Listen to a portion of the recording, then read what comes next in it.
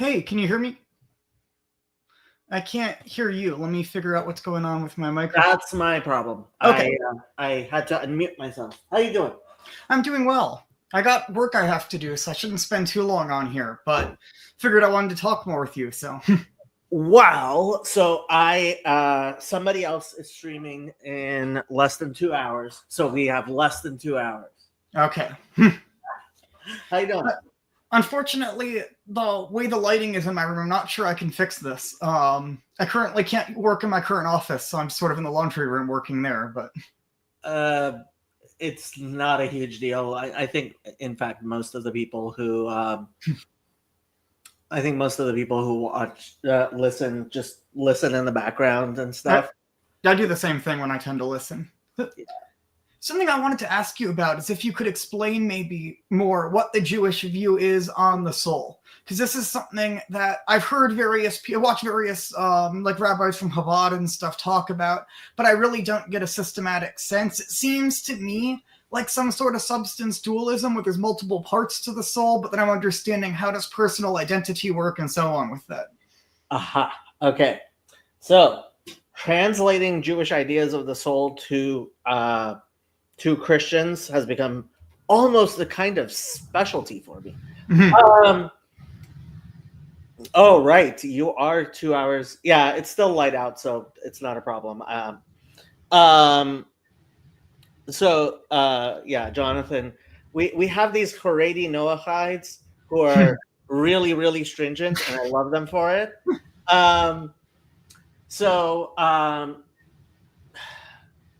You know that I think it's in Matthew where Jesus asked his disciples, "Who do the people say I am?" Mm-hmm. And if I remember correctly, the response was, some say you are Elijah, some say you are John, some say you are the Christ, right? Mm-hmm. Okay.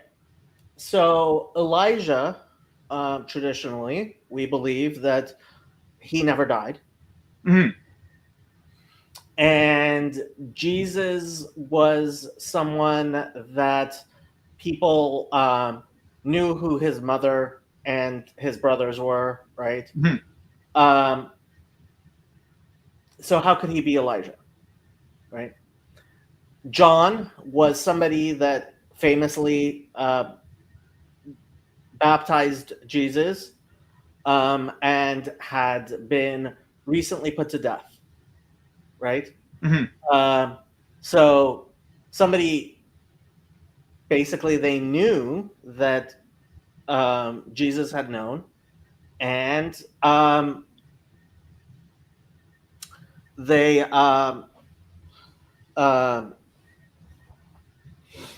and they still thought Jesus could be Elijah. John. Mm-hmm.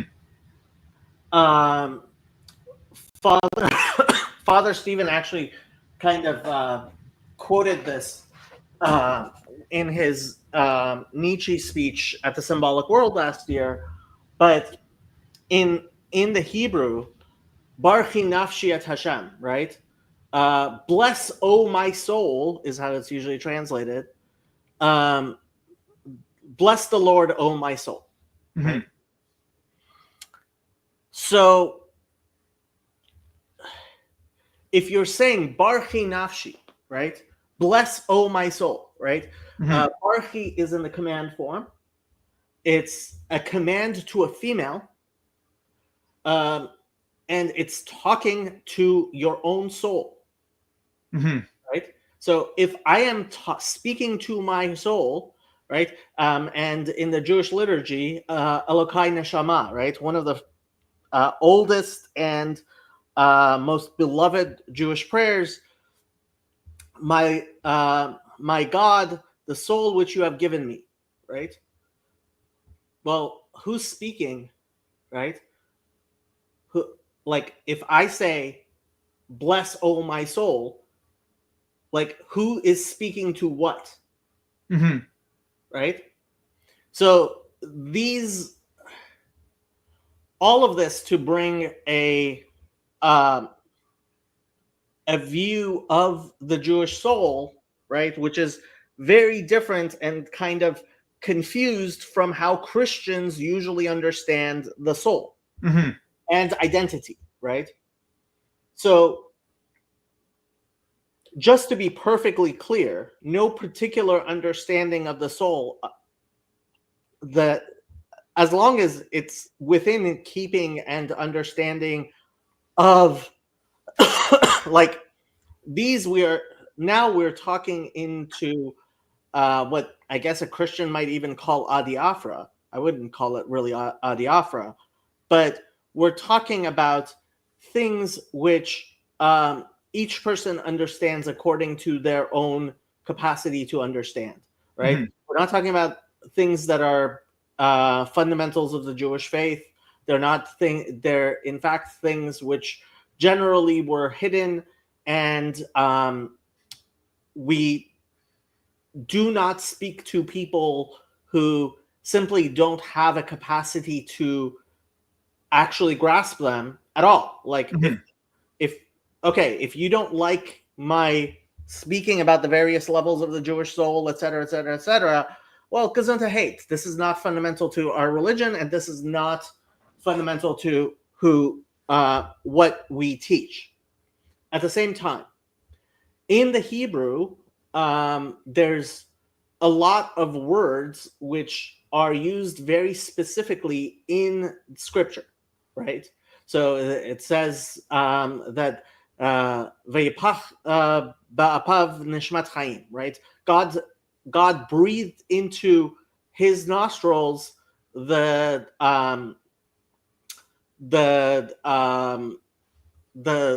breath of life, nishmat chaim, right? What exactly? However you want to translate nishmat chaim, right? So like, or Genesis 9, it talks about hadam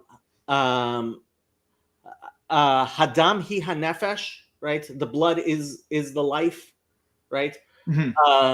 There's in Genesis 1:27, I mean, Ruach Hashem merachefet in Genesis 1:6 or 7, I want to say, and then in 1:27 it says B'Tselem Elokim bara oto, right? God created it in the image of God. Zecher nekava bara otam, right? God created them, male and female, right? And there's this concept of Adam Kadmon, the primordial man, which was then ripped into two, Adam Rishon and Chava, right? Which were material manifestations. So the Jewish concept of the soul, we believe in multiple souls. We believe in different levels of souls. We believe in fragmentary souls. We believe in fractional souls. We believe that husband and wife share their souls. Okay? And while when you get into the Kabbalistic works, and especially, Hasidic philosophy will describe, if you look at Tanya, it talks about the level of the soul with specificity and in a systematic way, which a lot of people would say, where is this coming from, right? And ultimately, a lot of this stuff. Ooh, Julian, long time no see. How have you been? I haven't seen. Basically, my knowledge of Father Stephen is that I have a copy of Religion of the Apostles that I've skimmed at times, and I've heard him talk on your channel, and that's about all I know of Father Stephen's work. Oh, you should delve in.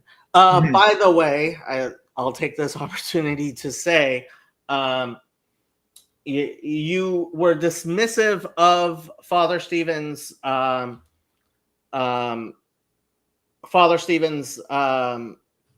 description of cardinals as something that happened after the Great Schism.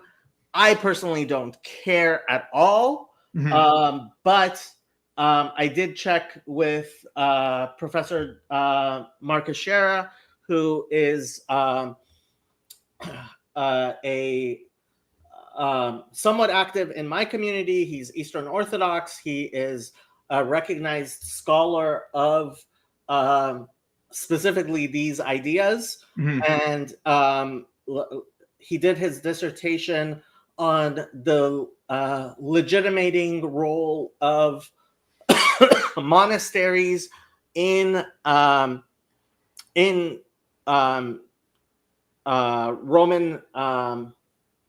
in Roman government during the 2nd and 3rd centuries. I believe that was his exact thing.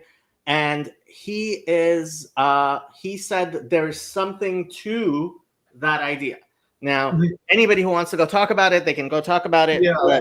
But is this just the discussion in the Discord? Because I saw that. Yeah. Okay, so what a sense I got from him, which I probably would agree, is that there's a centralization going on in Rome around that time, even before the schism. So I'd agree with that part. My issue was with the specifics of Father Stephen's claims. And I didn't see Dr. Marcus agreeing with those particular parts, but that's my thing. Is that I'm not an expert in church history or anything, but there were sort of two aspects to his claim that really felt fishy to me, And so that just if those two parts could be answered, all right, that's fine. But I'd like to see answers to those two parts is all, which is that the Eastern Patriarchs never had a role in picking cardinal or in picking the papacy, as far as I'm aware, which they actually do now in the Catholic Church, but they did not historically. And then that there's cardinals from centuries before the schism. But I definitely agree that it's involved in the development of a college is involved in the centralization of the papacy. That's definitely true. Honestly, I don't even care to get into it. Yeah, fair enough. Yeah, it's not something I am interested in. It's just Father Stephen. I have never witnessed him make claims that are not at least defensible. And I would be very and so when you were dismissive of what he said, it caused me pause, and it made me ask Professor Marcus, and so because that's fair enough. Yeah, I would be like Jonathan says, Father Stephen is. Oh, come on. Father Stephen is a hot taker. The precise opposite. While he may, like I do sometimes,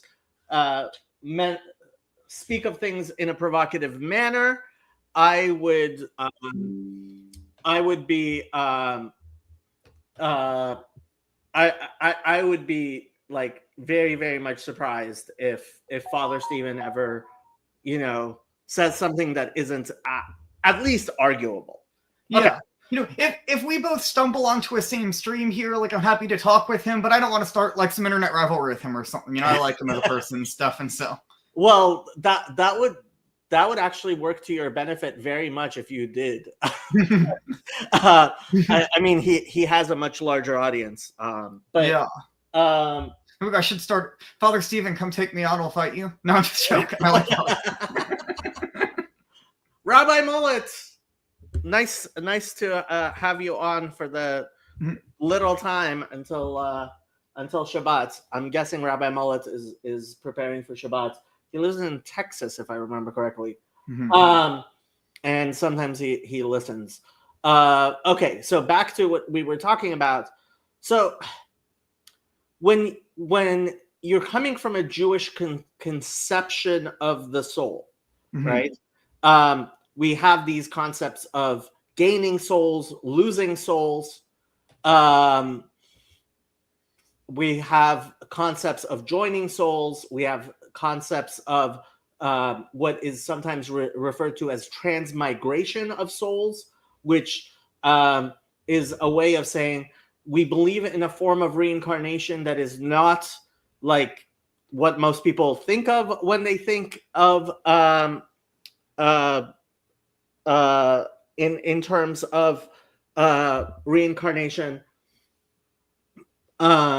And again, all of this with the preface of since I mean, chapter 12 of the Laws of Kings and Wars, where Maimonides talks very clearly about the eschaton. He says, there are things which the Bible did not clearly teach, and because the Bible did not clearly teach them, anyone who claims to know them clearly is already displaying a measure of ignorance. Mm-hmm. And the fact is that the Kabbalists have revealed certain things at certain times to certain people, and there is no requirement within Judaism for anyone to take what they are saying outside of that which can be clearly matches up with what we have taught. Now, this gets really complicated because our communities have accepted certain teachings based on the Kabbalists, and that becomes binding on communities as traditions. So that's a whole other thing. But when it comes down to when you're reading the Hebrew scriptures in Hebrew, when you're reading our ancient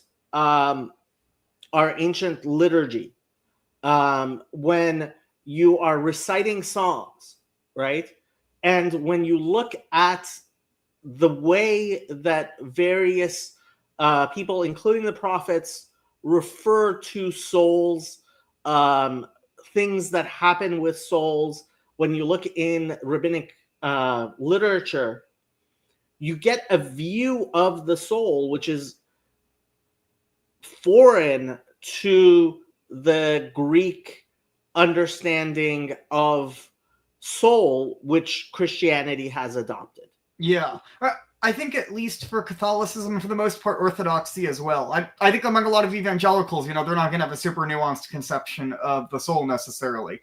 But I think at least for us Catholics, basically, with nuances, Aristotle's view of the soul more or less essentially became dogma. Certain aspects of it became dogma, other aspects have actually become rejected by our tradition, and then certain aspects are debated. But the general relationship, essentially, of the soul as the form of the body became Catholic dogma. So a few years ago, I had Father Hugh, who lives in London, who is a Catholic priest. Mm-hmm. And he hasn't been active in a long while. Mm-hmm. I'm guessing he's still. I don't know if he's still part of. If he's no longer on the. Oh, he is. He's still on the Discord. I don't know when was the last time he participated in Discord. Mm-hmm. But I had him on my channel, and he is actually was doing his dissertation on the Platonic concept of the soul. Mm-hmm. And that might actually be an interesting talk. Yeah. Plato's view of the soul, certain aspects of it, especially the immortality of the soul, have really been received in our tradition. But as a whole, Plato has been a little bit more suspect in our tradition. Thomas Aquinas has this work on the soul where he really goes after Plato's view of the soul hard.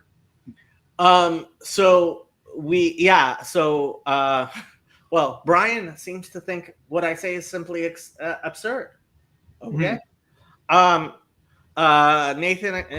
Nathan says Father Hugh posted back in April this year on Bridges of Meaning. So I mean, again, for me, this is in a sense kind of adiaphora, right? You understand what you understand, and you don't, right? At the same time, like, part of the reason my channel is so focused on teaching Hebrew is because I do believe that reading the Bible in Hebrew gives you a certain a certain understanding of things, including like when I talk about neshama as opposed to chaya, as opposed to ruach, right, as opposed to nefesh, right? These are things when we talk about various Bible, like when I translate verses from the Bible to English, Mm-hmm. I may use the word spirit or soul differently in different places, just for people to understand. Yeah. Right? And but in Hebrew, like there has to be there. We believe that God uses certain words for certain reasons, right? There's no coincidence that one verse, like when it says "Barchi nafshi," right? Bless, oh my soul. It's using the word nefesh, which we believe is the lowest level of the soul, right? So when and in a sense, I really feel like arguing, like I don't get into arguments about it with people who don't know the Hebrew, because I feel like there's no translation to be made, especially considering things which are in a sense kind of esoteric and symbolic. Mm-hmm. That's fair, and I think I'd be curious to see like how the Vulgate translates those different words, because that's how it's going to be received in much of our tradition, you know. But I even see with translating stuff out of Latin, you know, earlier this week, I think it was yesterday actually, for my master's capstone project, I've been working on actually Adam before and after the fall. And so in the Latin of the Summa, Adam before the fall had Natura Integra. So I wanted to try and figure out what this was. So I went and I looked around the Summa for other mentions of Natura Integra. And it's translated as perfect nature over in the English side. If you pull up on Aquinas.cc, you'll see like the Latin on one side, the English translation on the other. In perfect nature, it's not a perfect translation. It's not a bad one for Natura Integra. But then it later on says in the third part, which is on Christ, that Christ took up Natura Integra. And there it translates it as the entire human nature. So if you're reading only in the English, you'll completely miss what Thomas is saying there in comparison to his earlier section on human nature before and after the fall. This is a basic problem with translation. I mean, just to answer Don's question, I don't actually know a lot of these things with souls. Like I am certainly not some sort of Kabbalist, you know, and frankly, it's hard to say what is going on with any particular person's soul, right? Because the Jewish view of the soul is so in a Jewish idea, the idea that after John was killed, there was some part of his soul manifesting in Jesus, right? Mm-hmm. That's not strange at all. Whereas from a Christian view, I think most Christians like are shocked that I would take that interpretation as even possible. Yeah. I'd be curious in our commentary tradition how that verse is commented upon. Right. And so this again goes back to what I say is like I don't think Christians have enough of a Jewish background to understand their scriptures. So I have this joke I really like. Mm-hmm. Why did God create Mormons? Oh, you told me this one, yeah, so that we'll see how Christians feel like with yeah, so Christians understand like, how Jews feel like, right? Yeah. And it's like when a Mormon starts telling you about like the Book of Mormon and the stories and stuff, it's cute that they believe it, especially when they start talking to me about the various names of God and stuff. Like, it's like, okay, you know, I it if that floats your boat, what am I going to say to you? Mhm. But like from I think a knowledgeable Christian point of view, like a historically knowledgeable point of view, and from a Jewish point of view, like the idea that the Book of Mormon is in any way factual, or it's obviously the understanding, I believe, of someone who was living in a very 18th century, 19th century uh, view of Protestant Christianity, Mhm. who was reinterpreting things and understanding it. It's like Joseph Smith, as a human being, was taking a corpus and misunderstanding it. That's how I view Christianity. It's Yeah. a the Greeks who didn't know the Hebrew, who didn't know Hebrew at all, didn't really understand Judaism very well, trying to understand something that was very foreign to them, and reformulating it in a way that's, I would say, just obviously bad. So I can see places, right, where I've now gotten additional nuance by looking back at the historical context. Okay, that's a little nuance there that I wouldn't have noticed, but I've never encountered a passage where it is as if I maybe had to go sola scriptura, right, and I didn't get any aids to help me understand scripture. That might then all of a sudden become a big problem for me. But since I have those guardrails of Catholic dogma and the Catholic tradition, that it's never come to a verse where just completely thrown out, like this would cause me to actually change my doctrine. Like I listened to your stream when you had Father Eric on, I think for the first time, and he was explaining to you sort of how he approaches scripture, where most Catholic priests will not necessarily learn Hebrew, but they'll have commentaries, they'll have the catechism to help them and so on.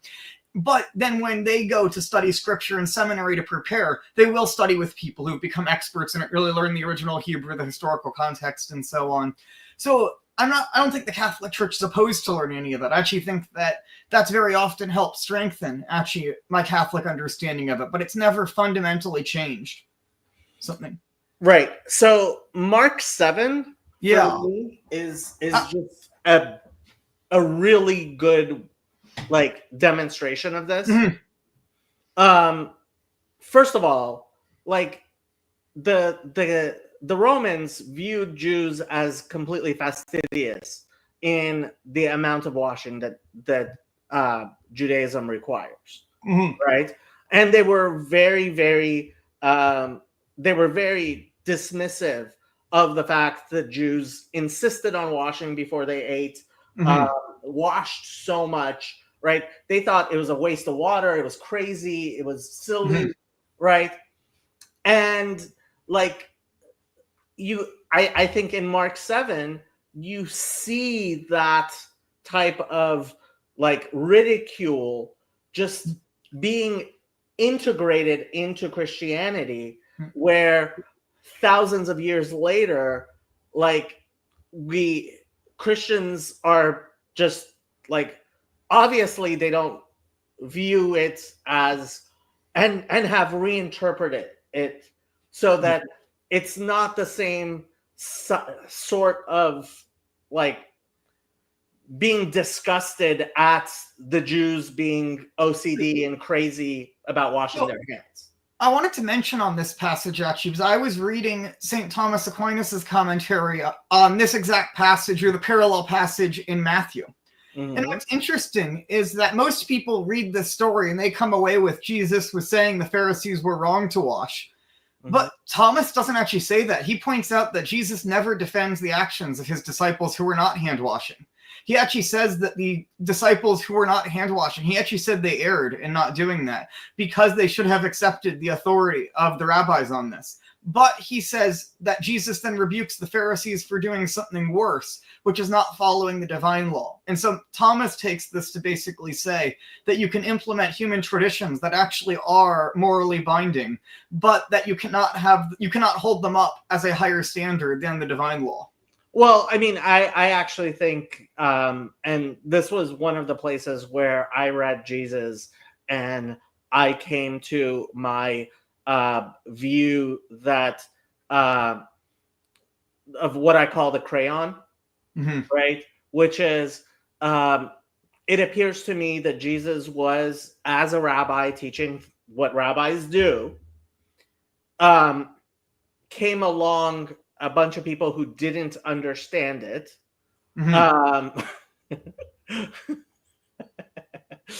See, I'm playing Jacob's Greatest Hits, and Andrew knows where I'm going.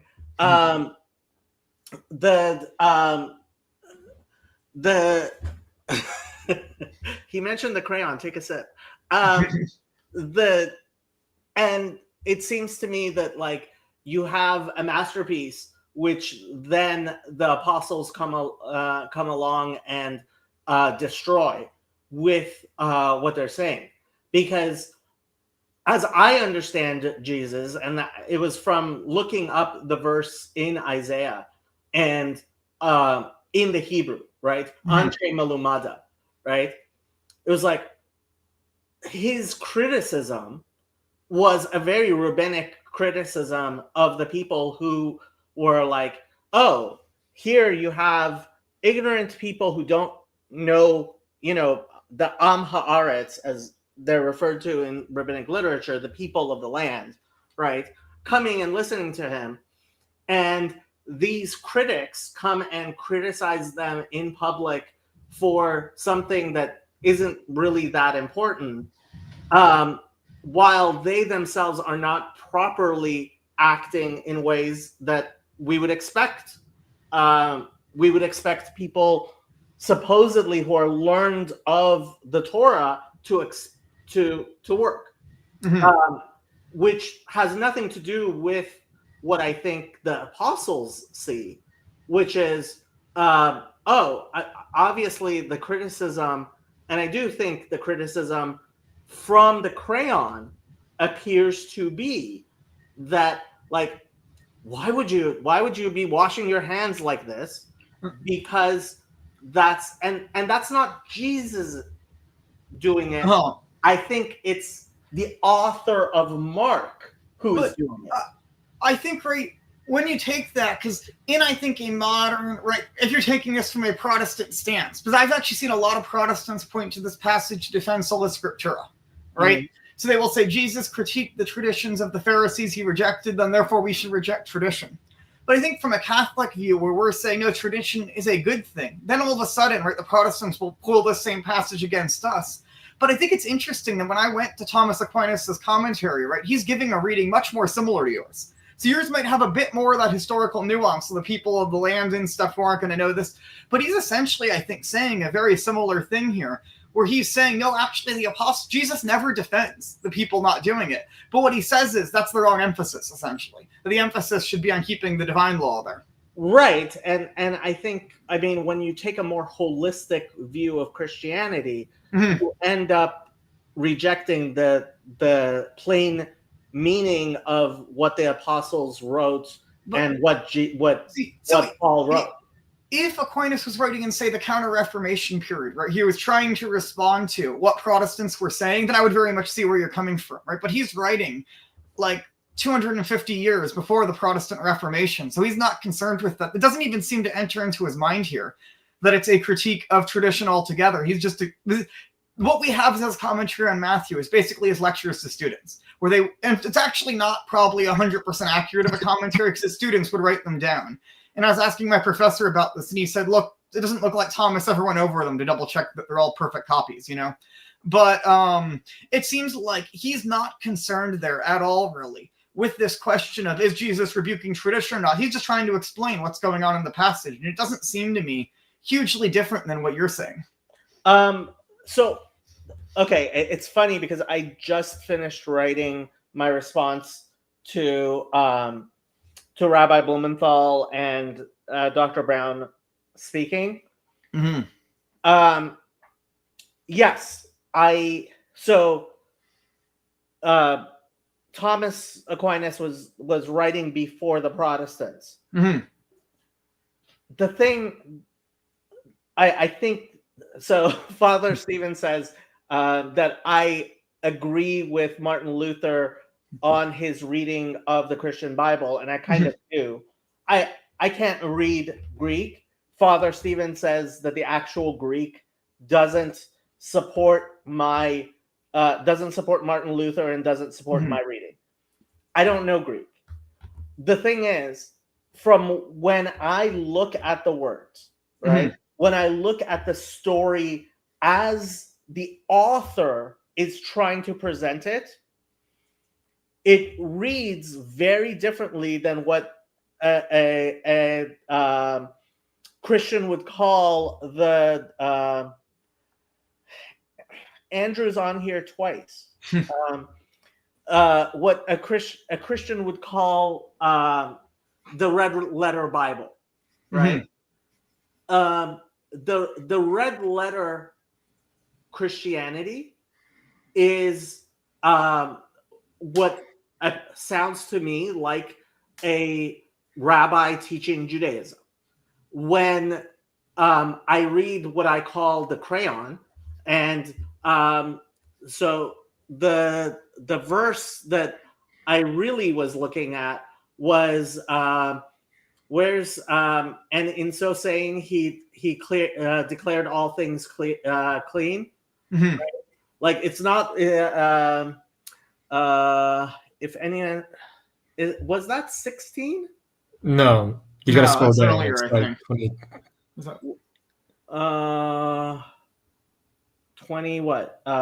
Where was I looking? Yeah. No, it's 9. This says 19 because you ended up at where maybe it's the difference between the NIV. Like you guys have different religion, like different. Different verse. Like your texts are so different. Yeah, here in verse 19. In saying this, Jesus declared all foods clean, but I guess it's not in the KJV. Paste. Yeah, it's like, what do you do? Like, I don't even know what to do with this, right? It's because you'll have sometimes slightly different manuscripts floating around as people hand copied them, and there's differences. Well, it's not just that they hand copied them. I mean, the Masoretic tradition, we have several thousand-year tradition of scribes who made it their life's work to preserve the Torah as it's been handed down. Christian scribe, like Christianity didn't start with professional scribes until several hundred years later after Judaism.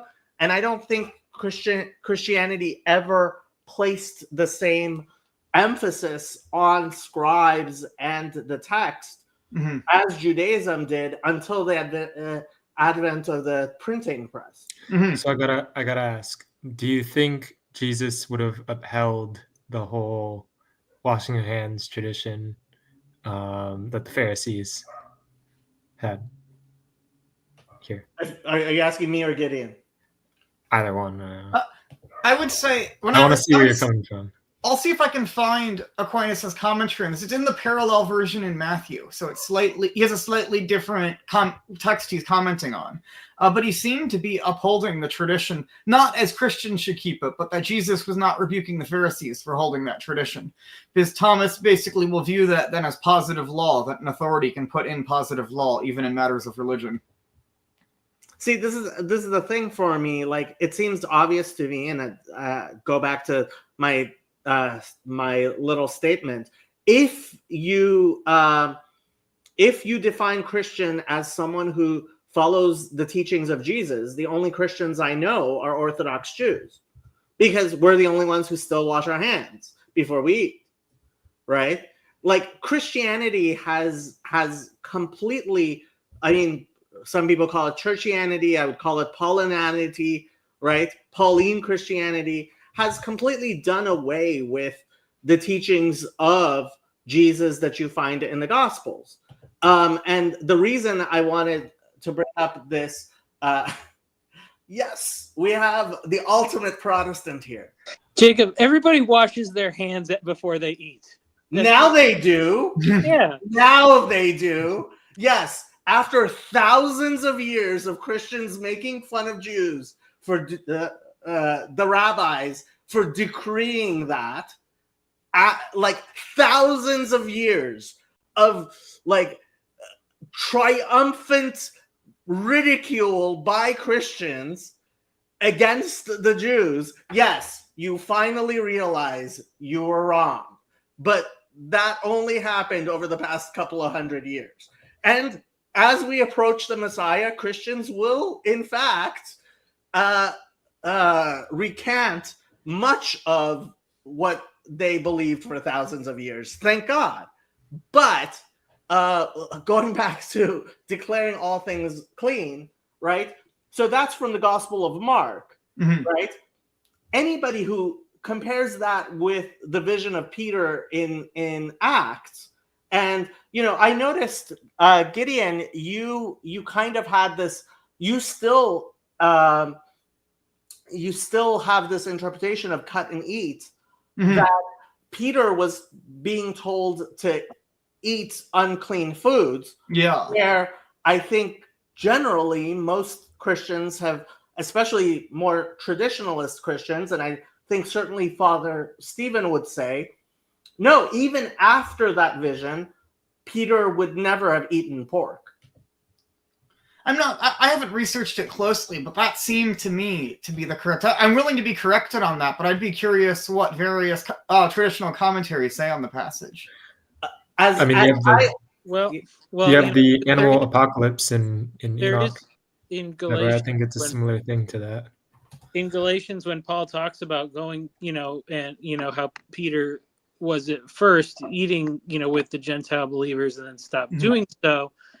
It doesn't say what's on the menu, but That's fair. But I think and clearly, Paul seems to be of the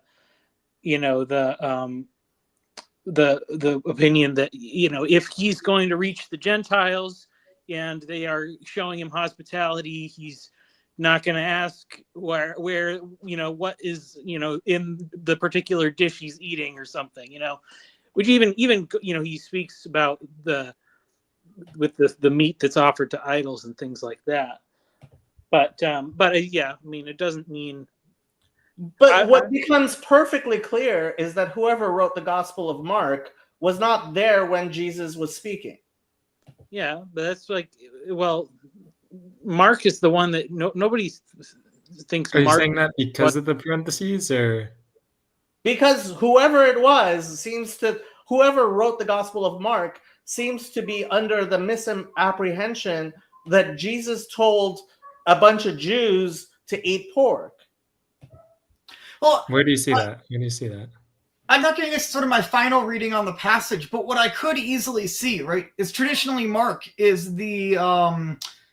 was a follower of St. Peter, right? And then he hears the story from Peter about the rise, Peter, kill, and eat. And then looking back on this story, they could see that. Because I'm looking now at Acts 10 here, right? And it's Acts 10, here we go, starting at verse 13. And there came a voice to him, rise, Peter, kill and eat.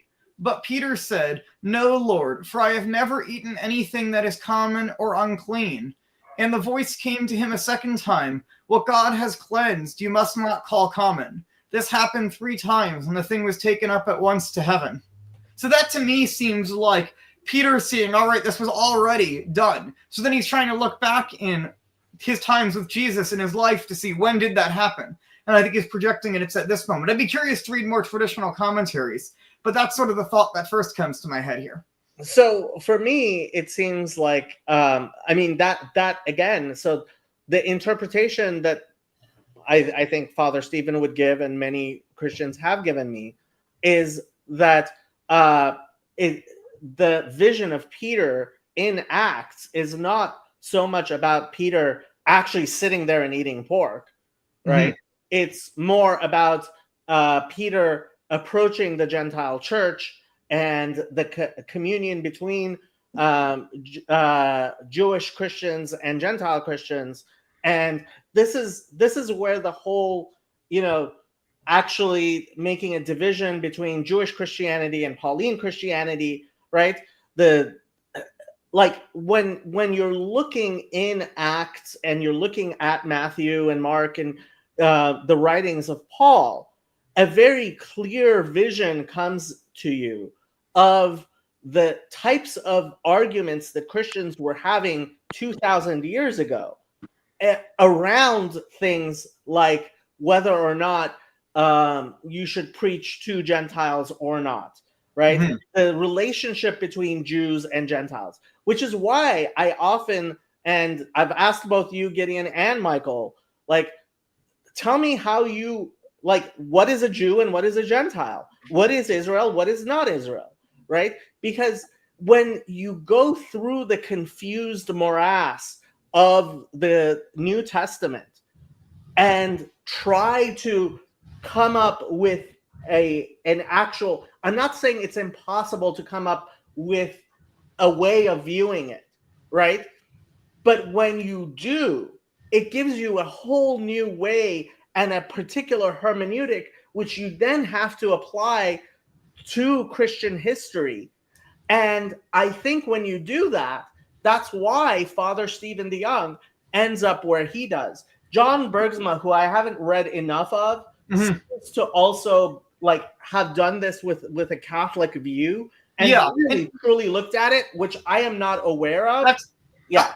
I've read a bit of Bergsma. I very much respect Bergsma's work. So if Bergsma disagrees with me, I will go to Bergsma. You know, I think of him as a higher authority on biblical matters than me. You know, much more so. Unfortunately, Bergsma doesn't interact with YouTube as much as So, I will wish he actually. did.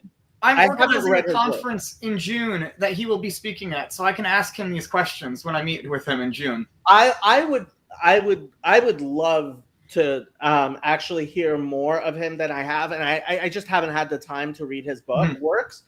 But so especially with the discoveries of the Dead Sea Scrolls and their publications, I mean, which you have to realize is only for the past 20 years have the Dead Sea Scrolls really been impacting academia. Mhm. To have different people who are looking at reevaluating Christianity in light of this new information dump, and it, frankly, a refutation of a lot of arguments which Christians had about what was the contents of the Masoretic text before, right? Because now we know the Masoretic text is a lot older and Christians can't rewrite it the way they have been for thousands of years. You end up with someone like Father Stephen DeYoung, who I think has made who makes a coherent argument from an Eastern Orthodox point of view. From everything I've seen of John Bergsma, he makes a coherent argument from a Catholic point of view. I'm not very aware of it. But then when you look at it from a Protestant point of view, I think you do end up with James Tabor, who no longer calls himself a Christian. Yeah. And I do believe that, like, seriously looking at Christianity through this lens with the data that we have ends up unraveling Protestant Christianity. Yeah. And if you pick up like Martin Luther or John Calvin, and I have not read them widely, but I've gotten them assigned in various classes, you know, in my education. When you read them now, they sound a lot more like what you would hear in like a Catholic church than you would in an evangelical church. Because they disagree with us on certain doctrines, but for the most part, these early Protestants were looking a lot more similar. So I don't even think it took the Dead Sea Scrolls, you know, to make Protestants look completely different than they historically had been. Like, that was sort of already happening, their own unravelings. There's no tradition. But I think it's with the New Testament, right? Because you're here saying, all right, there's certain nuances, right? Just like for you, right? You look at Christians and you see we have pulled the Old Testament out of its context of the oral Torah. And so for you, you go, look, guys, without the oral Torah, you cannot, without even the Kabbalistic traditions, you cannot properly understand the Tanakh, right? And I think we're saying a similar thing with the New Testament, that you can't take it out of that context of traditional apostolic Christianity. I mean, there's going to be little differences and disagreements between Catholics and Orthodox on various things, right? But for the most part, compared to Protestants, we're pretty much in agreement on a lot of these things. And so I think the sort of, as I say, that you need that context, right? And just like for you, right, where you might see the Dead Sea Scrolls, and maybe it will renuance something a little bit from the Talmud, right? We might do a similar thing where we would see something from the Dead Sea Scrolls and it might help us renuance the New Testament a bit, but I don't see anything there where it's causing me to fundamentally change my doctrines or my basic understanding of the faith. Just like I assume Second Temple Jewish discoveries aren't doing that for you because you have that context of the Oral Torah. Well, see, okay, this is the thing. I had always, and I continue to, and this was part of the discussion, broader discussion that we're having in the Jordan Peterson sphere, right?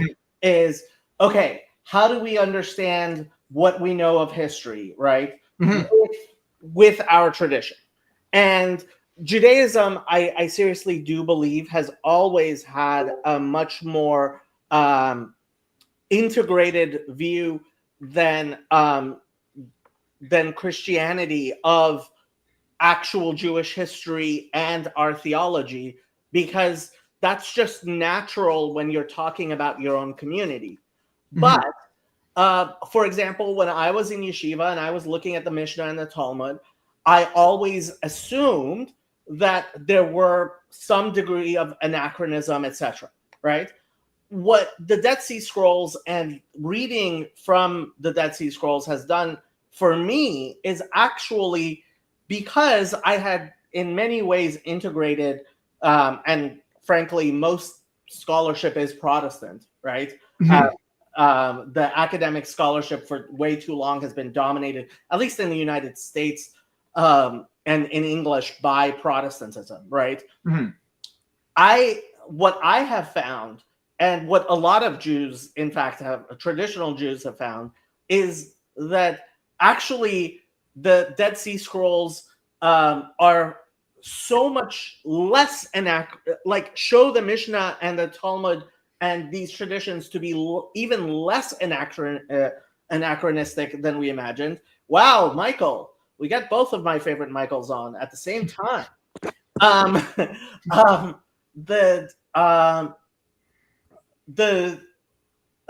Michael is Eastern Orthodox. You might want to jump in, Michael. It would be interesting having your view here. And funny enough, we will have a Jew, a Catholic, a Protestant, an OO, and an EO on simultaneously. But I think in many ways, Christianity has had to reformulate, for example, at least when it comes to the question of multiple messiahs, right? And this is a drum I will keep on beating on forever. Christians used to say that the idea of multiple messiahs was a Jewish innovation by the rabbis to explain away Jesus. And now they've gone 180 degrees the other side, going, the rabbis don't want you to know about the idea of the multiple messiahs. And it's like, come on, guys, pick one, you know? Yeah. Well, that's where I think, right, it's going to renuance some of our understandings of the history, especially in viewing other groups, right? But that doesn't cause me, I guess when I'm hearing you, maybe I'm just misunderstanding what you're saying. It sounds like you're thinking that the Dead Sea Scrolls should cause Catholics and Orthodox to rethink our doctrines. But I think it does. Okay. Can you give me an example?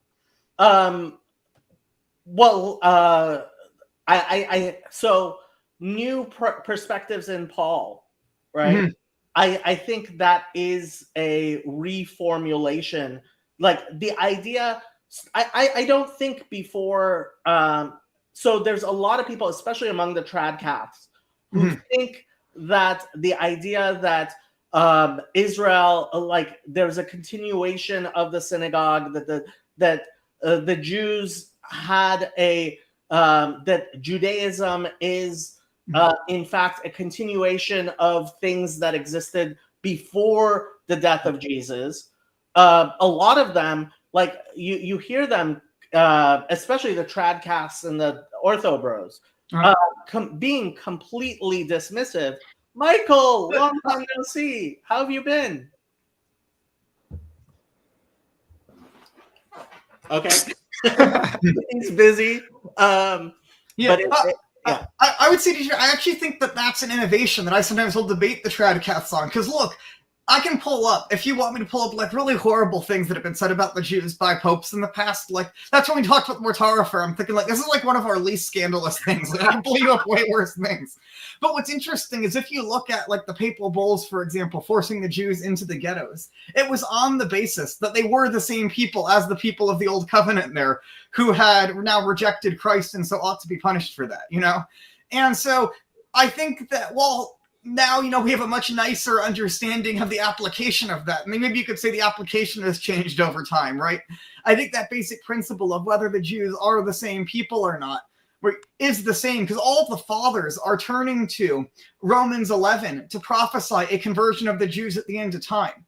And like St. Augustine, for example, has this idea that God has intentionally not had the Jews convert so that there's a group here as a witness to the fact that Christians didn't make up the Old Testament, you know, to the pagans, and that the Jews will have to remain like that until the end of time where they'll finally convert. And actually, one of the arguments that's brought up against forcibly converting the Jews in the Middle Ages, that there's prophecies that say they won't convert until the end of time. So it would actually be sort of forcing God's hand and getting rid of prophecy to forcibly convert them. So I had to do the rearrangement because this is how I view the history of the church, right? Mm-hmm. Start with Judaism. You go to the Eastern Orthodox. You go to the Oriental Orthodox. You go to the Eastern Orthodox. You go to the Catholics, and then you go to the Protestants. Mm-hmm. So it's perfect. I'm gonna have to take a screenshot of this, but so I mean, these are things we can argue about. Mm-hmm. What I think the trad caths and the ortho bros do have correct, mm-hmm. and which I think is what hits hard to people trying to say we are just reclaiming the ancient teachings of the church. Is okay, I will agree with you that 2,000 years ago Christianity had these views that since Vatican II, a lot of Christianity is going back to. I just want you to explicitly repent of the 1,500 years where the church was wrong. Yeah, so this is where I think, you know, if you want to ask, were we wrong on our policies? I think absolutely at many times. And actually, our bishops have come out and told us to repent of these things. So I think that, no, there absolutely was very bad things that the Catholic Church did towards the Jewish community, which I think were definitely wrong, and our bishops have told us to repent of, you know? But then I think the other question is, were we theologically wrong? And I think there it's where I don't see a huge shift in our theological understanding so much as I see a shift in application. Michael, speak to me.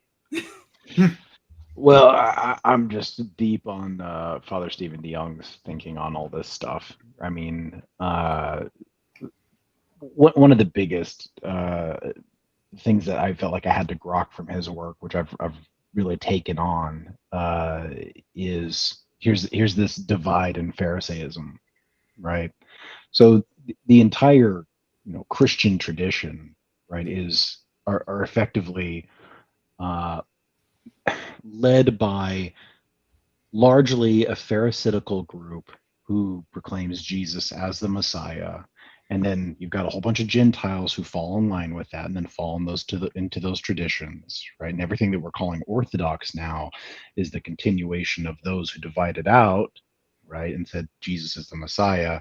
And then what we're calling Judaism today is effectively those who said Jesus is not the Messiah, continuing on in rabbinical Judaism. And until you have that framing, then you're probably not talking about the same thing even.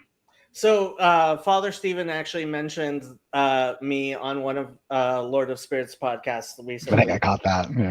Where he said, as part of our discussion and me reading his latest book, I came to the realization, and he came to the realization, that Christianity and Judaism, we both claim Gamliel, right? Yeah. We both claim to be inheritors of Gamliel, which is a very particular view, right? That, frankly, I think most people are like. It may be an innovation that you have the bucket. Yeah, so one of my great claims to fame in life is Father Stephen sent me an early draft, and I got to comment on it. And he included the words "ball of Tarsus" in quotes. A little bit as an inside joke, which I really appreciated. But yeah, I mean, I don't know. Yeah, Michael has this dreamy voice that just like screams he's going to be an internet star one day. Oh God.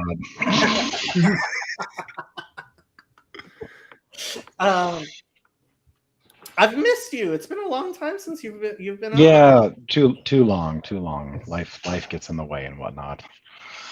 Well, hopefully, good things in life have been getting away. Good things. Yeah, Michael Sartori is on kid number 4 these days, I believe. 3. That's a blessing. 3. Okay. 4 will be a blessing if that happens. But Amen. Yeah, you still don't have any boys. Sam Kinnaman, number 4 was a boy he just recently had. Yeah.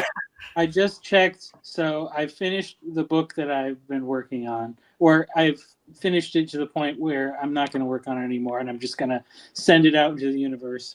And Ball of Tarsus also makes an appearance. Okay, I'm going to have to read this book too. Yeah. I still haven't figured out which footnote I contributed, but apparently I contributed a footnote to that book you have in your hand, Michael.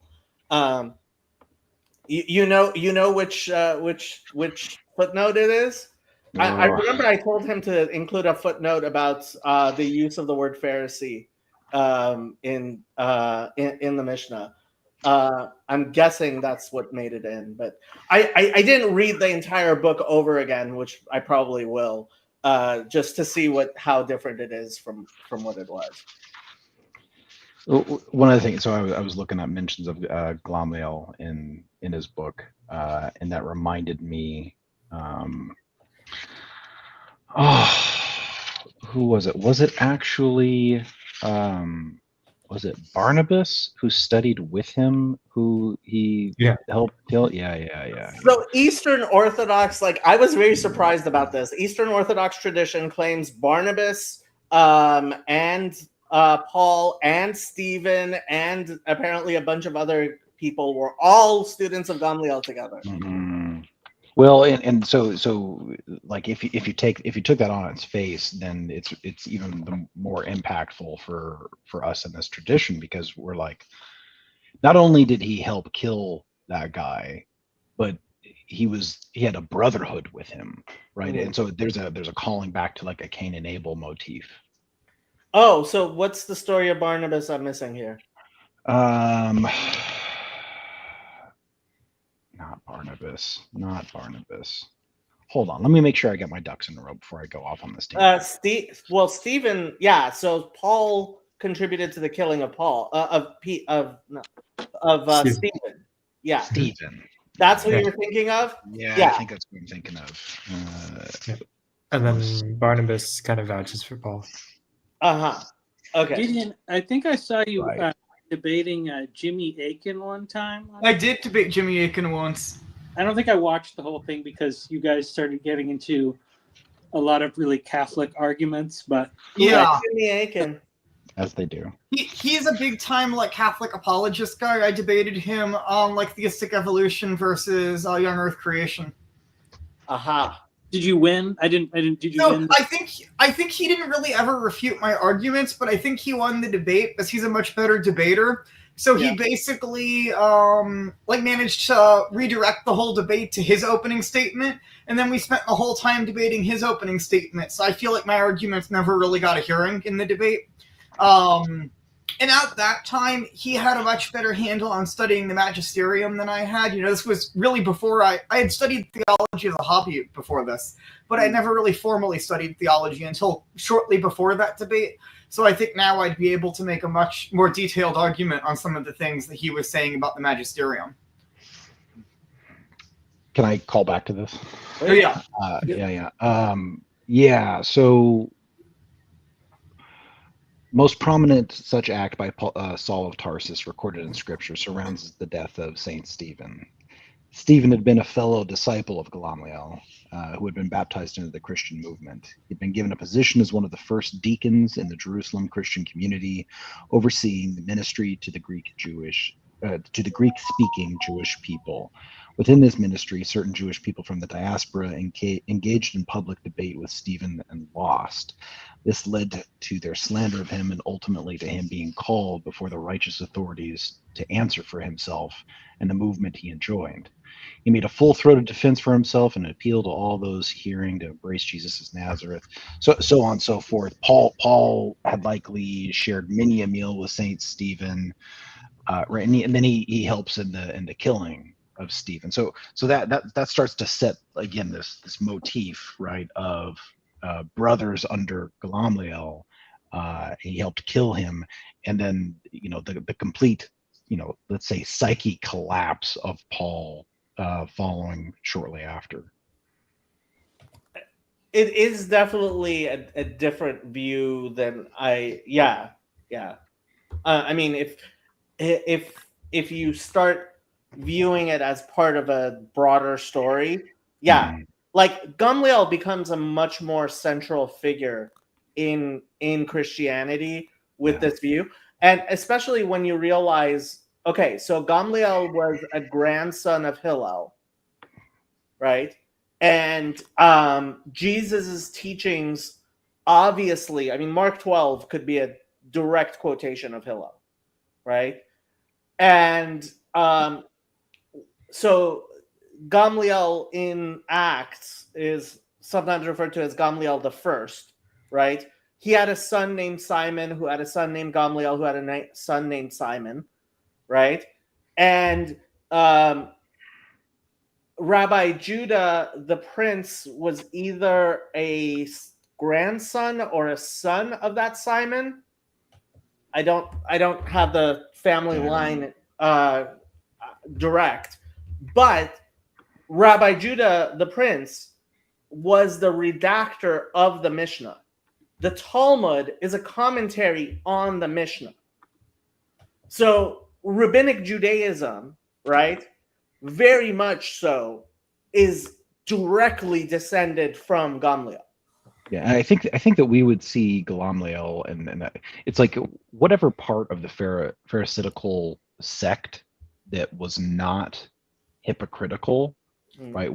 That we would see that as like in line with the tradition or in Christ. That's how we might express it, right? Well, one thing I wanted to add to that and ask you about, Jacob, I was watching a stream by Ephraim Pavlinov, and he pointed out that in the Talmud, the word Pharisee is usually used negatively of a group of hypocritical people. And so it's interesting to me, reading those sections in the Talmud in a certain way, like confirmed to me that Jesus was actually talking about a real problem of hypocritical Pharisees in the society. Well, that's actually the note that I told Father Stephen to. I don't know if that's the footnote I ended up contributing, but the word parush, right, which Pharisee comes from, parush, right? It means someone who is set apart, right? That's literally. Lafaresh means to pull apart, right? So the Pharisees were people who set themselves apart, kind of like monastics, right? And so there's a Jewish kind of tradition of euphemistically, like, so the word chassid, actually, modern day term chassid, was originally used by the opponents of Hasidism as a sort of ridicule, right? They called them the Hasidim sarcastically, right? The people who are very pious, right? Same as Christian, same as the word Christian. And so, like, and it's stuck, right? And so the Pharisees were people who would set themselves apart and try to be holy, right? Which is an admirable thing to do.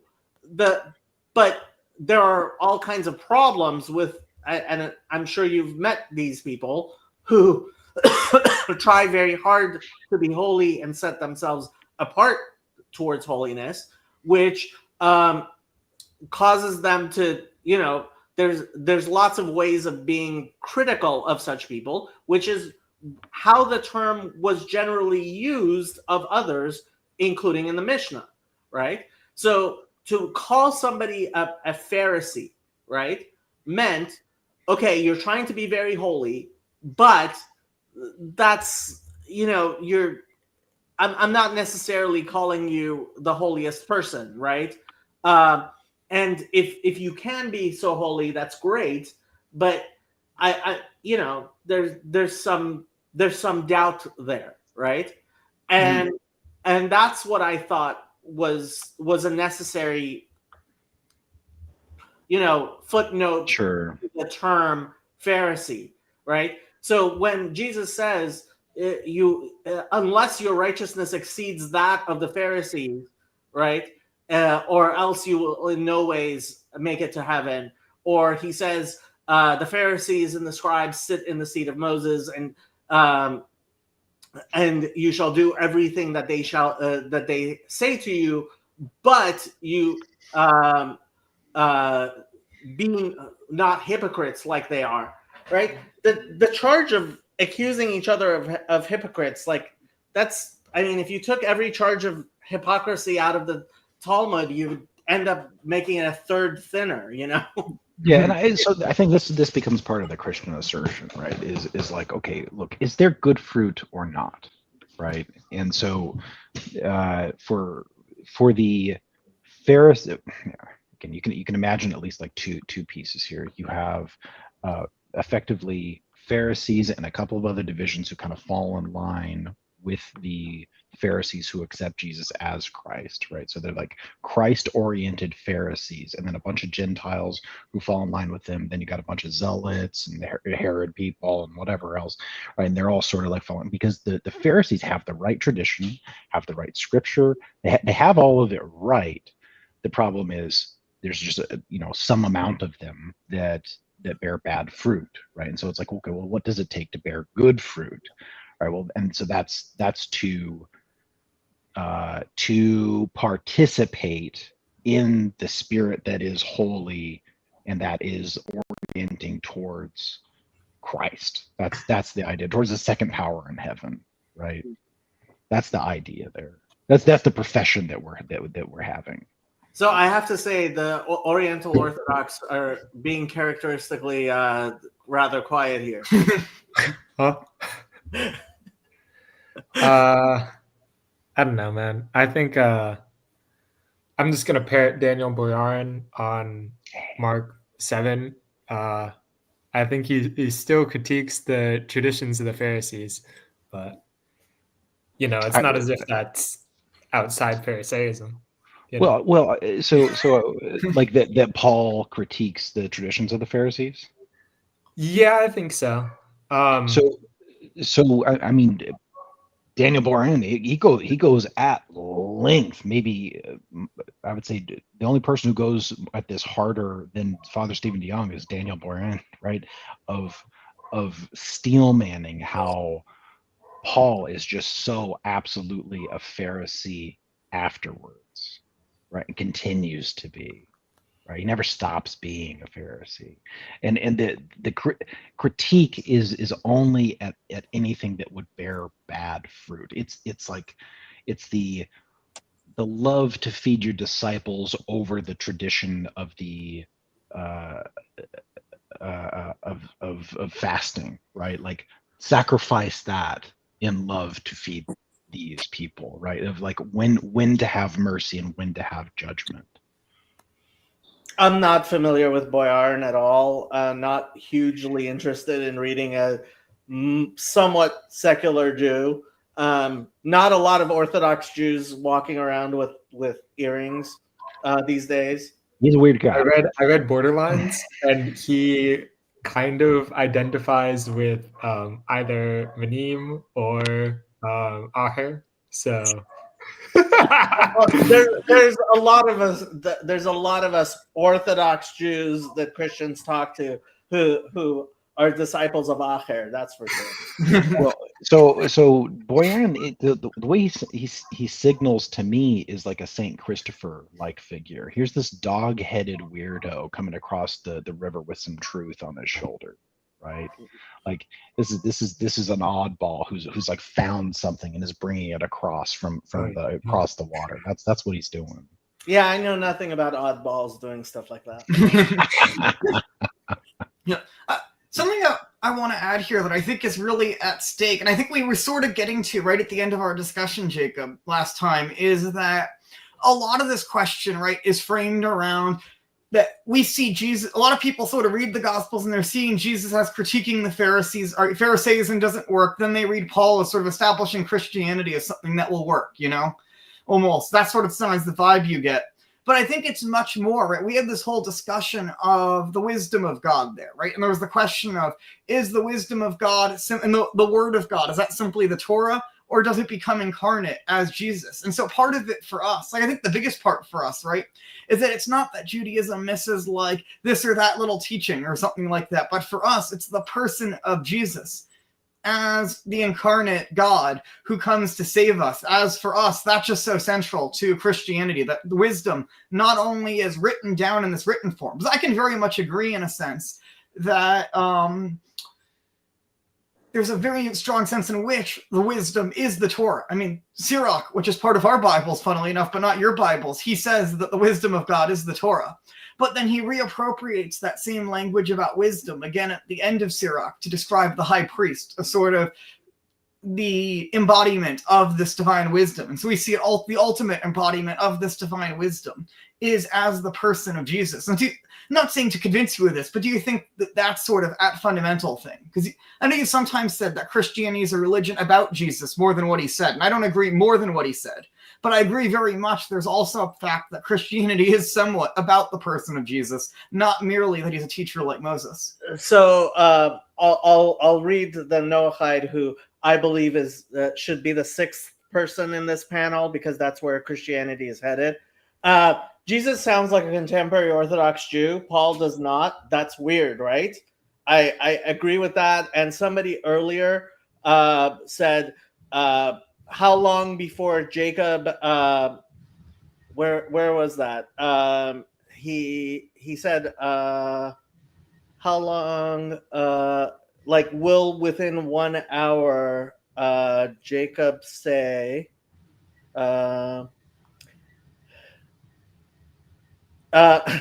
Take two shots. If he says, man being made in the image of God isn't new to Christianity. It's Genesis 1 before the 1 hour mark. I think that's the key point here. When Father Stephen said he believes monogenes, or sometimes said monogenes, right? The only begotten, right, should be translated as the word Yechidi in Hebrew is translated, right?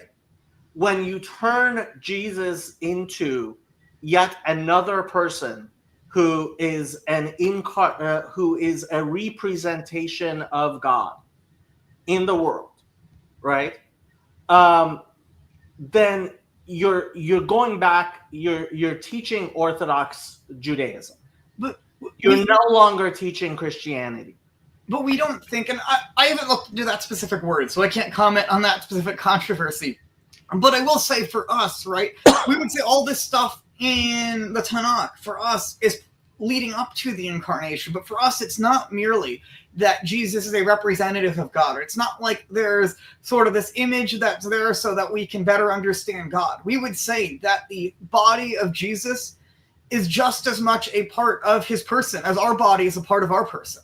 Like, it's not like he creates an image and then uses that and puppets it around. This is where, for me, like, this view of the soul as the form of the body is so important, because our bodies aren't, in Catholic theology at least, I can't comment on other people's traditions, but in Catholic theology, our body is not less a part of us than our soul is a part of us. I think you're flirting with patripassianism there. No, because it's not the Father. The Father is not incarnate. It's the Son that's incarnate. This is where I think we'd have to get into a whole discussion of Trinitarian theology, which I know you don't want to. I'm sort of trying to dodge that. But well, I mean, so this is the problem. Like if you patripassianism is the idea that the Father suffered on the cross, right? And what Christians, as far as I understand it, say is that Jesus did not in his divinity die on the cross. He only in his humanity died. No, that's Nestorianism. No, we would say that it's because of his human nature that he was capable of dying. But no, it is the person of the Son who dies. To actually say that it's only his humanity that dies and not his divinity is the heresy of Nestorianism. Okay. Can I throw 2 cents in? What'd you say? Yeah, can I throw 2 cents in? Just 1 second. All of my favorite people are crawling out of the woodwork, including Sam Tiedemann. And frankly, Sam is the only one that I let argue about the Trinity for me. Go ahead, Michael. So I think first of all, I think Jacob's right in like it's effectively like Orthodox Judaism, right? Or so let's say this Orthodox Semitic tradition, right? Like to Father Stephen's point, like from our tradition, we're claiming that we are Noahides. That's what this is. That's what it's always been. It's the same thing all the way through.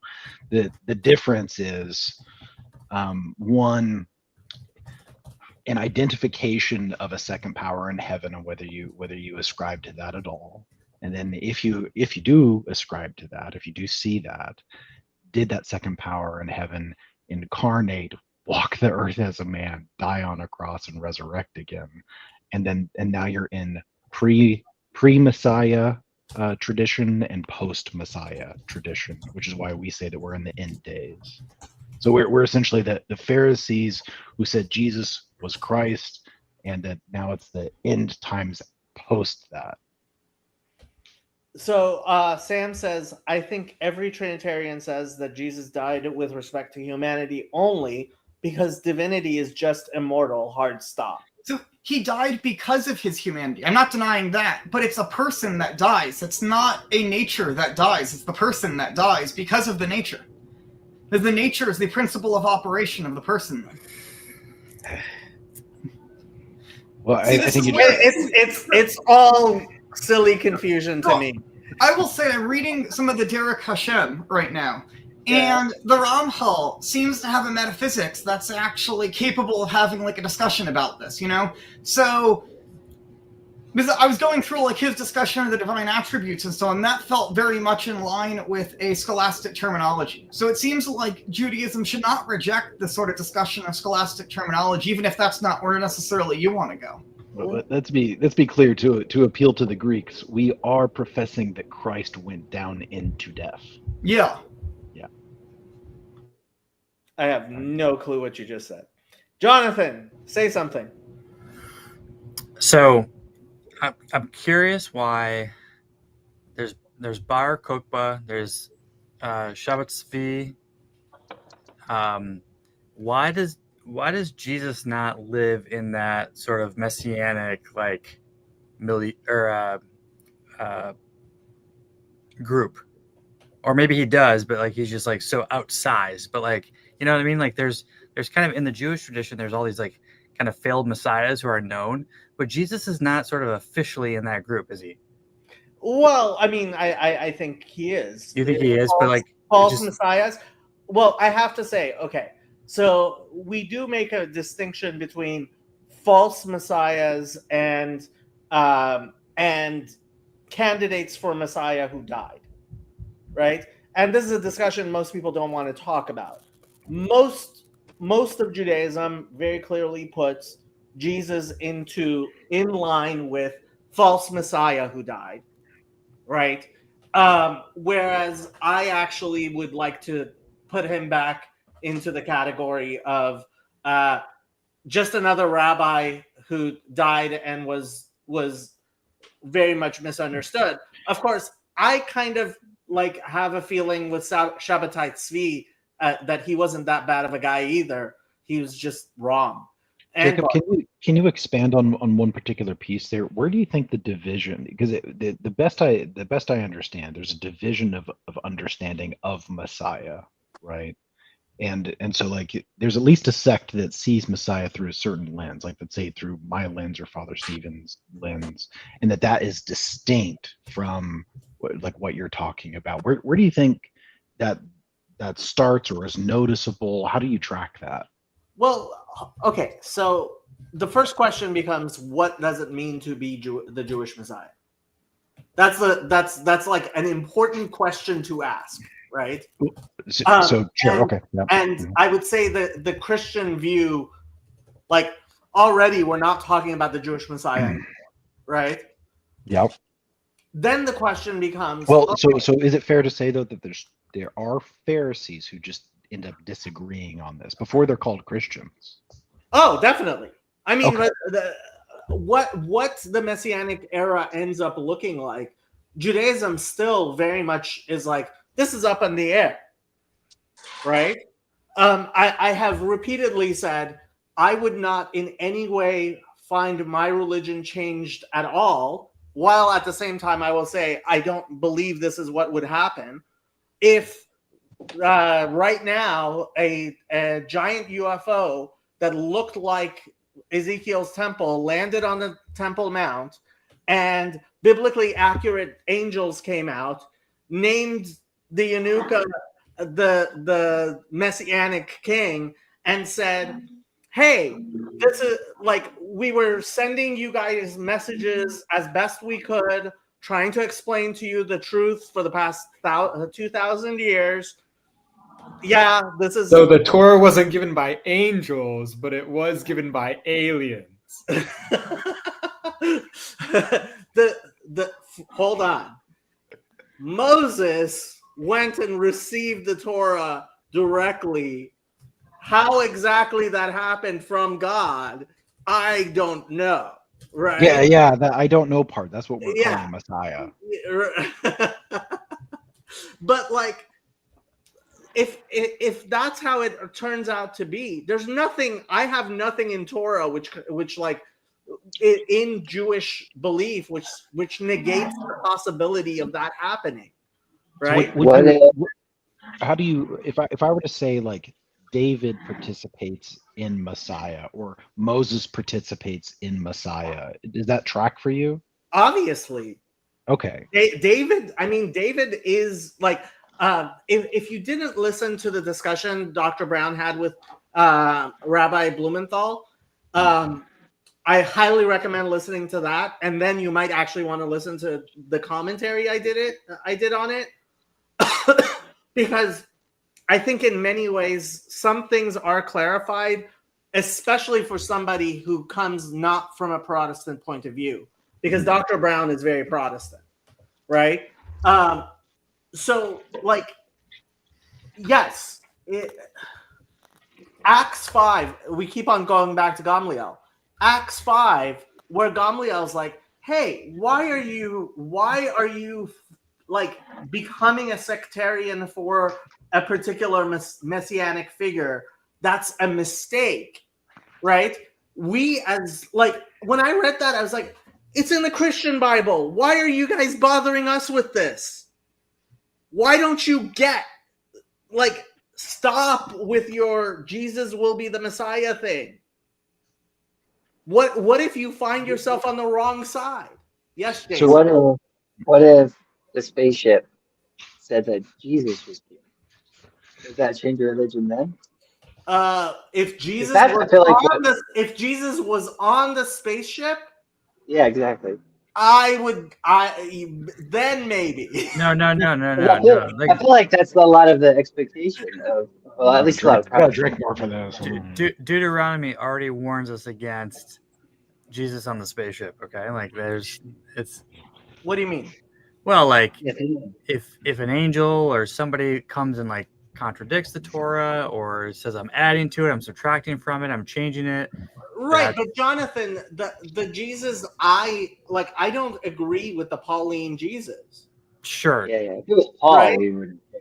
Like Paul was on the spaceship, whatever. The Jesus I know was just teaching Judaism. Gideon, the sun must have gone down. So we would say that what Paul is espousing is the fully filled Judaism. There's no women. Without any Jews and without any phylacteries and without any tzitzit. No, especially with Jews. There's a whole bunch of Pharisees over there, Well, among other things.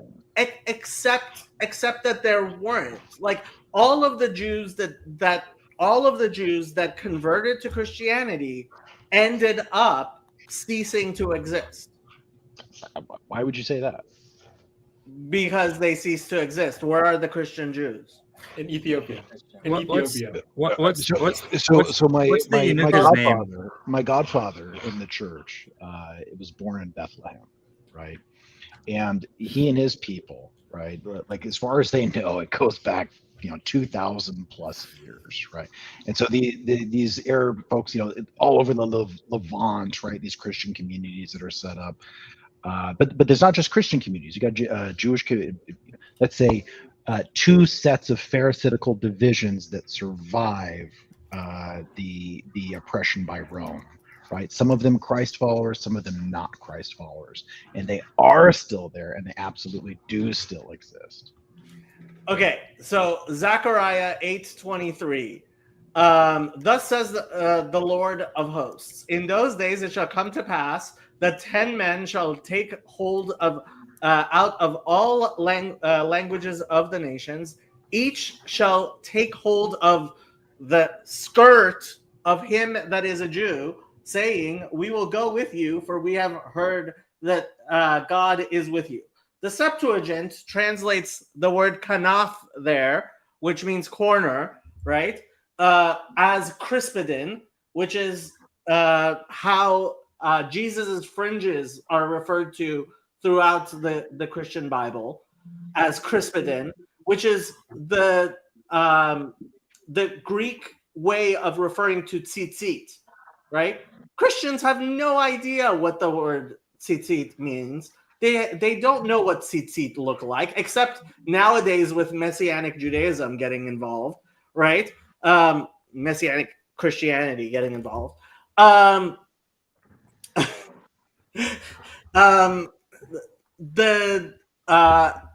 Yehuda is very specifically not Joshua. But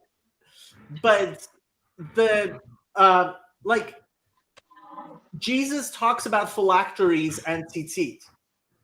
Christians have completely lost basic parts of Judaism that Christians, until the discovery of the Dead Sea Scrolls, which included phylacteries. We now have 2,000-year-old phylactery.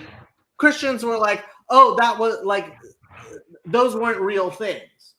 So I think at the time the New Testament is written, right, part of what's being laid out is that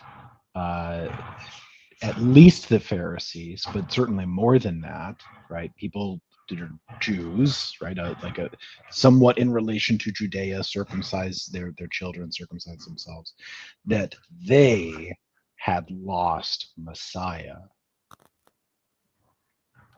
I don't see. I thought you were about to say that they had lost the Torah, because you're talking about Christians who believed in the Messiah, but rather than doing what the Messiah does, which is keep Jews, right?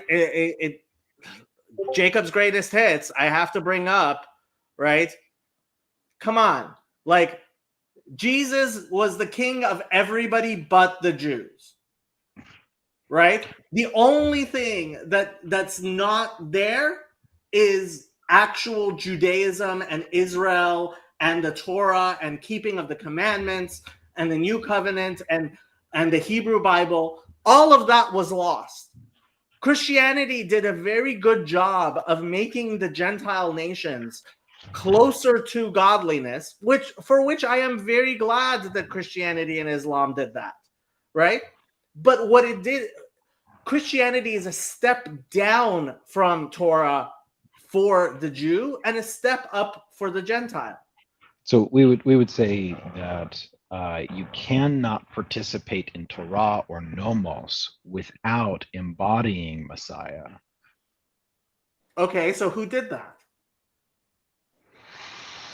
That is done in everyone as much as good fruit is bared. No, it's done by people actually doing it. Like, I think I'm saying the same thing, maybe. But I mean, you're begging the question of what is good fruit. Yeah, right? yeah. Is it good fruit that Mhm. Gideon? Is it good fruit that Gideon is someone who grew up as a Jew, and he doesn't put on tefillin, and he doesn't say his prayers 3 times a day, and he eats pork? Like, is that good fruit? Yeah, so some good fruit is obvious, right? Like me hugging my mom is obviously good fruit, right? Okay. But there's a whole bunch of things that are like really tightly in tension that are delicate to navigate, and there's only like a straight and narrow path in between it. There's things in tension. Like Paul Vanderklay is, Puppy. yeah, it's a big puppy face. He's all up on this like Paul Kingsnorth, run away from the machine versus Ark, redeem civilization thing. And so at this is this tension of redeeming civilization versus like running away from it.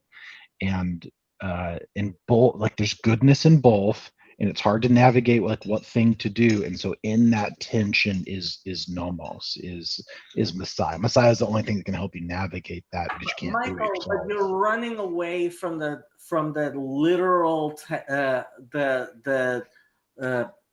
just like Mhm. Okay, a Jew says the Shema.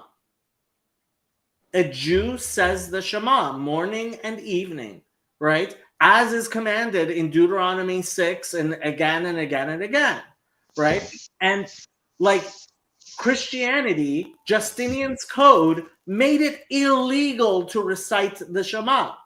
For thousands of years, Christians would not recite the Shema, right? Yeah. So like you can talk about fruit and nomos and Mhm. all cute, but like, is this the fulfillment of what the Torah tells us? And it's obviously not. So we would say something like the fullness of it expresses in all the different ways. Gnosticism. It's written on your heart. We can live it without actually like, this is Gnosticism. This is no. You misunderstood. You people, I've been seeing this a lot. Everyone says, "Oh, this is Gnosticism," and they've never been to a Mandaean service or whatever. They've never seen one of their baptisms or anything. Like, come on, people. We gotta go see them. We gotta go see them. That way we can call people Gnostics. We can say, I went to a Gnostic place and you're one of them. So look, how does Gnosticism really reveal itself? If I think I love my mom and I think about her and I'm like, oh, I love her in my heart, in my real self, I love her, but I don't actually show up for her. What good was it? It wasn't any good, right? That's it had true. no point. That's right? true. So if we call people Gnostics and we've never met a Gnostic, what's the point? So then if there's not an embodiment of, and like to hear and do the work of Messiah, to be the hands and feet, right? Then all of this head and heart things and like expressions and words that we use, it's all pointless. Okay. In 5 minutes, Mark Lefebvre is going to start his stream. So we kind of do have to wrap up, but all my favorite people are here. So I don't know. We might actually end the stream and still continue to talk. But I want to let everybody who wants to speak. And Jason's been dying to speak this whole time. I don't have anything to say. I don't think I have anything to say. I was trying to look up what the Shema was, but it just says the DJ drum and bass music. Oh, she misspelled Shema because that's what Christians do. It's Deuteronomy 6:4. Deuteronomy 6:4. Okay. Yeah. Hear, O Israel, the Lord our God, the Oh, Lord. yeah, yeah. So Okay. my last comment as we're closing out on that. Okay, so like let's say somebody's sick, and I go, I'll pray for you, Yeah. and that's good, but the higher good is show up on the doorstep with soup. You know what the highest good is? If like you become a doctor and you learn surgery and you actually spend your life like the great our beloved martyr, holy martyr Michael Servetus, may God avenge his blood, right? And you physically actually live a life of healing, which is where I think Christianity misses the boat. To whatever degree anybody does, they do. Sartori, say something. Well, I think, you know, there's always been these situations where people have conflict between obeying one set of rules and another set of rules, and the same people can obey the same rule and one of them can be sinning and the other one is not, and that is some of the tension that we all have to live in. I mean, I think, and so heretics become martyrs over time sometimes, so who knows what we are. Circumcision is exactly like that. Part of the way is you cannot see my face, but I will show you the back, right? When we look at history, I think history does give us a better understanding and a better view, which is why I keep on talking about the holy martyr Michael Servetus, may God avenge his blood, right? Because like for me, I like the Trinity. I don't want to have a discussion. Gideon wanted to have a discussion about the Trinity. There's nothing there to discuss there. I view it to be a complete absurdity caused by Satan. But what makes that so clear to me more than anything is, what the great schism between Eastern Orthodoxy and Catholicism, at least nominally, was about? The filioque. Nominally is exactly the right word. At least nominally it was, and guess what? Maybe there's a lot more to nomos than the nominalists. And not even say that there was a nominalism problem. I think there was a problem. There was definitely a problem. And look, when you look at history, you see, I think very clearly, for me, it's crystal clear, who maintained the tradition of Israel of being witnesses of God in the world, and who needs to repent of their side of the argument, and whether it's washing your hands before you eat, or whether a Jew should eat pork or not, and whether or not there's one God or three gods, and whether or not you should learn Hebrew as opposed to translating the Bible into all these different languages where people misunderstand, like Babel does. Can we get it back in Proto-Sinaitic? It's very easy. Proto-Sinaitic. First of all, Bible Hub actually does have Proto-Sinaitic. If you have the font, like people who make this a huge deal, the font, it's just a difference of font. It's the same language. So it's Greek.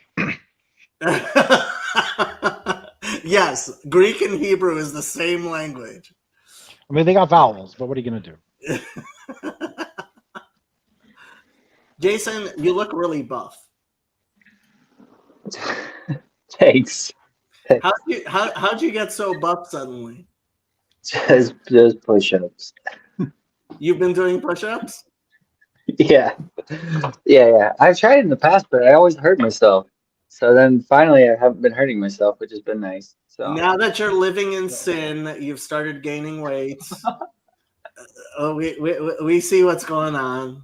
We see what's going on. yeah. Called me out every live stream I get on. Get called out now. That's because you should get married. Jacob's right about that. Yeah. He is. Other people should also get married. Who's this? Who's you referring to? You are? Okay. Nice. Very glad to hear. Yeah. I wasn't going to call him out too much, but yes. And you're sending me an invitation, I hope. Happily. I'll try to make it, Blineder, without making a vow. Yeah. Okay. I gotta end the stream. It was nice seeing everyone. I am going to just end it because I want to talk to some of these guys.